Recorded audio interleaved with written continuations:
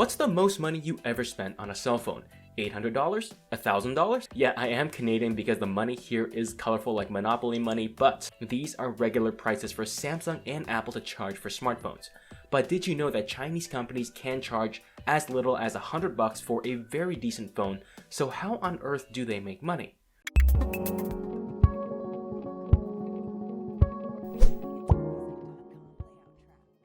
If you like learning about tech, why not subscribe? It's free. The iPhone 8 costs about $244 to produce, the iPhone X costs about $400, and the Galaxy S8 costs about $300. And these phones sell for at least $800 to $1,000, and according to market research, Apple and Samsung make at least 50% profit off BOM costs on each of these phones. However, if you don't feel like spending too much of rent on a cell phone, there are a lot of cheap Chinese phones to choose from, and to the surprise of many people, some of these $100 phones are actually really good. But how is a company supposed to make money off a $100 phone? Continue watching to find out. And don't forget to subscribe if you like this kind of video and want to see more, as subscribing is the best way to be notified of new videos as they are uploaded. Alright, so here are some down and dirty facts about Chinese phone manufacturing. The majority of all smartphones manufactured in China are done in a city in southern China named Shenzhen, which is about a half an hour ferry ride away from Hong Kong. It started as a small fishing village until it was declared a special zone deregulated from China's trade laws, which has turned it into China's Silicon Valley, where not only phones but virtually everything electronic is designed and manufactured there. So now let's talk about all the reasons why Chinese phones are so cheap and how these companies are making money off these super budget phones, and hit that like button if you want to learn more about the stuff. Number 1, they don't. Wait, what? You mean these Chinese companies don't make money on their smartphones?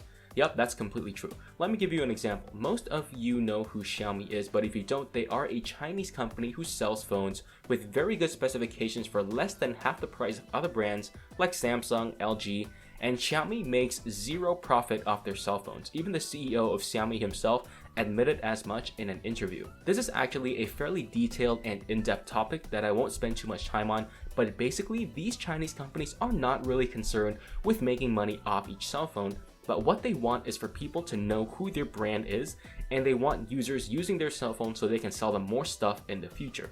So in a nutshell, they are exchanging short-term profit for long-term name recognition.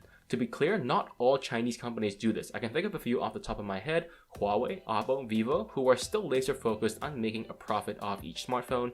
However, the smaller manufacturers such as Elephone, Ulefone, and UmiDigi also don't use this strategy, most likely because they don't have the financial capital to let them live profit-free for too long. Number 2, they keep zero inventory. Okay, so that's not entirely true. They do keep tiny inventory, but you get my point. Inventory costs money. And first of all, you need to spend capital to produce the phones in the first place, and nobody has paid money for them yet.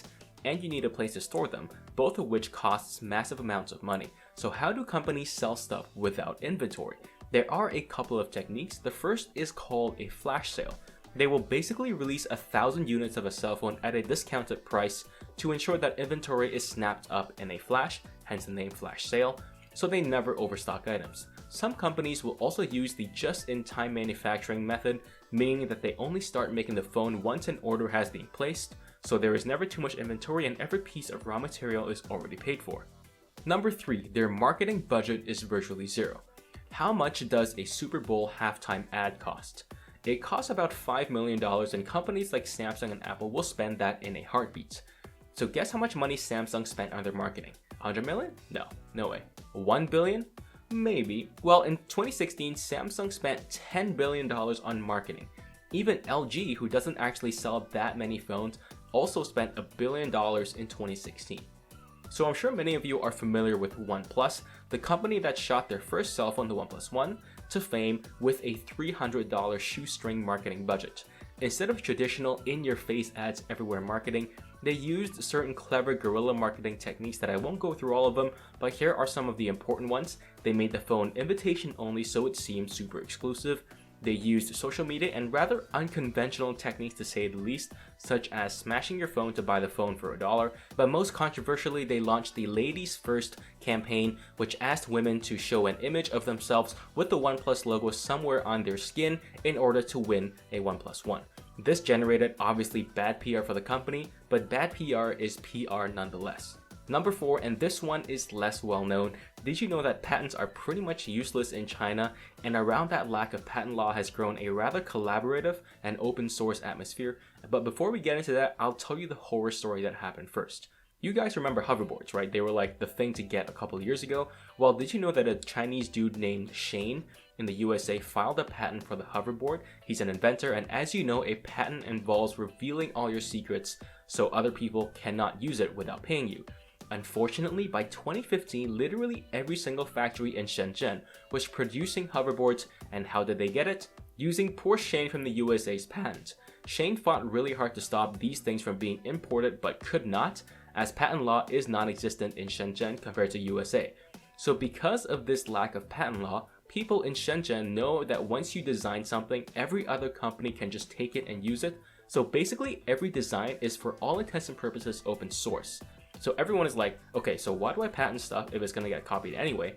I'll just share it and let others improve on it. And the result of this is that a single design can be iterated and improved upon incredibly quickly and mass-produced in the blink of an eye, which not only eliminates or severely reduces research and development time, but also completely eliminates the need for patents, which are expensive and time-consuming. Finally, number 5, the obvious reason: cheap parts and cheap labor. I won't address cheap labor that much apart from the fact that wages in China are way lower than many other places, but they are rising quickly, which has and will continue to impact prices of electronics, but I will talk more about cheap parts. Let me give you an example using RAM. For example, if you owned a factory that made RAM and you sell RAM to people like Samsung, Apple, and let's say Digi. Now, Apple walks into your factory with $1 trillion in their back pocket, so they demand your best quality RAM. Now, how is best quality RAM determined? So, as a factory, you would sell your RAM in batches of, let's say, 1,000 pieces, and Apple will only accept batches that have less than 10 pieces that fail quality checks, so that's a 1% failure rate. And Apple is willing to pay top dollar, so you give them your best batches of RAM.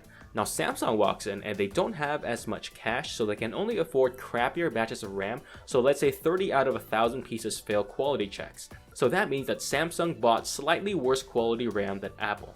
Now, these RAM pieces that fail a quality check doesn't automatically mean that these 30 pieces of RAM does not work.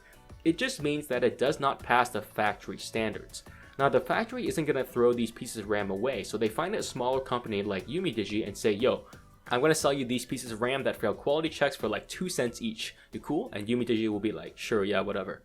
Now, you see where I'm going with this? Apple, Samsung, and Digi all have the exact same piece of RAM in their phone, same specs, same size, same capacity, same speed. However, Digi bought the worst batch of RAM possible because they paid the least money for it.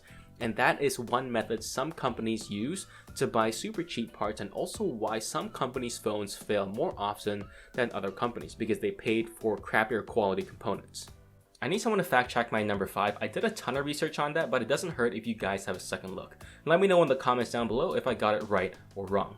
I hope you enjoyed this video, and I hope that you were educated by this as well. If you like this video, I encourage you to share this to Facebook, Reddit, Twitter, or wherever you can share it. And if you want to see more content like this, consider subscribing. Thank you so much for watching, and I'll see you guys in the next one.